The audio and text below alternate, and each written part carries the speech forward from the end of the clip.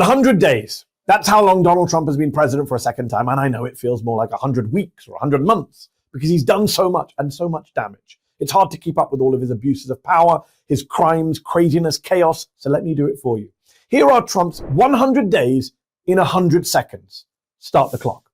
Trump signed a record number of executive actions in a single day, including one that aims to end birthright citizenship, which a judge called blatantly unconstitutional. He pardoned more than 1,200 convicted January 6 rioters. He took control of the press pool that covers him and banned the AP from presidential events. He arrested a judge. He reinstated the federal death penalty. He's establishing a Bitcoin reserve and offering private dinners to investors in his meme coin. He unleashed Elon Musk and Doge on the federal government bureaucracy to fire thousands of public servants. He did basically a free ad for Tesla on the White House front lawn. He and Musk cut 90% of U.S. foreign aid contracts. He signed an executive order to try and shut down the Department of Education. His defense secretary accidentally shared Yemen war plans with the editor of The Atlantic in a single group chat. Trump then bombed Yemen. He cut $400 million in federal grants to Columbia University, froze $2.3 billion in funding to Harvard University. He invoked the 1798 Alien Enemies Act, even though we're not at war, and tried to house undocumented migrants here in the U.S. at Guantanamo Bay. He revoked the visas of more than 1,000 foreign students in the U.S. He detained and tried to deport green card holder Mahmoud Khalil for his speech. He illegally sent Kilmar Abrego Garcia to a prison camp in El Salvador and has defied a Supreme Court ruling telling him to try and get him back. He's deported multiple U.S. citizen children, including some with cancer.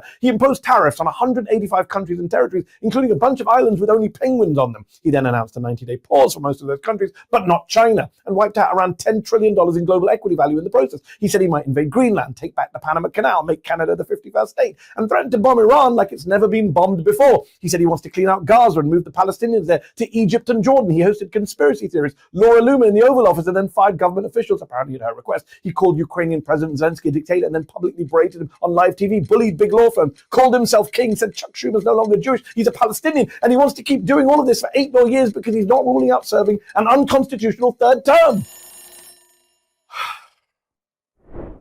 Subscribe to Zateo.